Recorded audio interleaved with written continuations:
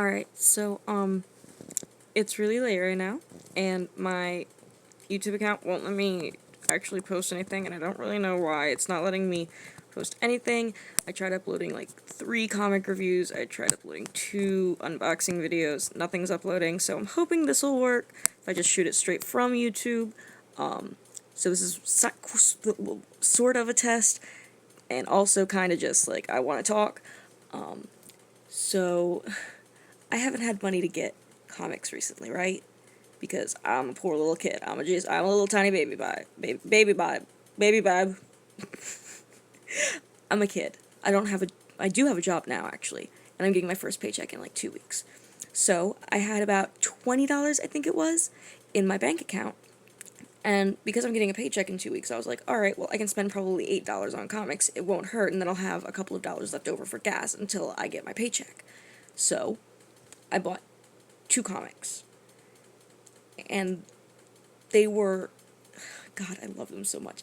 It's from a series called No Mercy by Carla Speed McNeil, Alex DeCampi, and who's the third one? Oh, God, I know who it is. Alex DeCampi, Carla Speed McNeil, and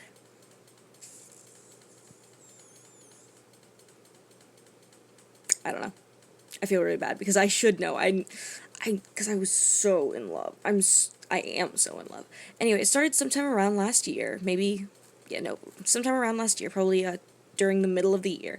They took a 2 or 3 month break, and they're on issue 9 now, unless the 10th has come out since yesterday, actually, because I went on Saturday of last week. Sunday of last week. Anyway, I went on Sunday, so if they came out with the next one this Wednesday, in which case they would be on number 10, but currently it's up to number 9. I started it when it first came out, and let me tell you, it is just such an amazing, amazing comic. The art style is beautiful. There is comedy in it, but it's also a very dark comic, but at the same time it's very light in being dark. I don't know how to describe it other than that. It's just, out of 10, I would give it a strong 9.5. And I'm pretty critical when it comes to comics. Your heart will constantly be broken for this one character. Like, I'm pretty sure that my heart has not been whole when reading a page with this character on it, and I won't spoil who the character is, don't worry. So what it's about is these 20, I think, Princeton 20, I think, these 20 kids that are about to go on that are about to become Princeton inductees, I don't know, Princeton freshmen, they're about to be Princeton freshmen, go to a fictionary place in Latin America called Maragüey, and which translates literally to something like Deathland, I think. My sister is a linguist, and she told me what it was. I can't remember what it was. It was something with the word death in it. So anyway, they all go down there for this field trip, more or less, this vacation before Princeton starts up, before their school year starts up, and there's this horrible bus crash. All 20 of them fall off of a cliff with their advisor, with the bus driver, with this. I'm really sorry, my cat's right here, and she's probably meowing. You can probably hear her. And with this nun that traveled with them. But so a lot of stuff starts happening, and it gets really intense. And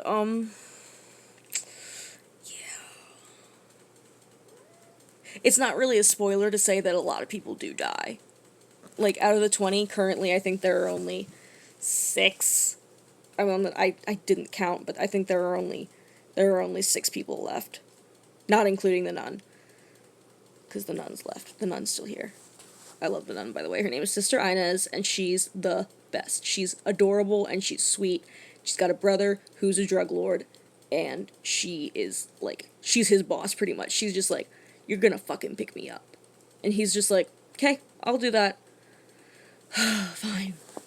Like, there's this one part in issue 9 where she's stuck somewhere, I'll say. She's stuck somewhere and she calls her brother and says, hey, I'm being released, so you're gonna come pick me up.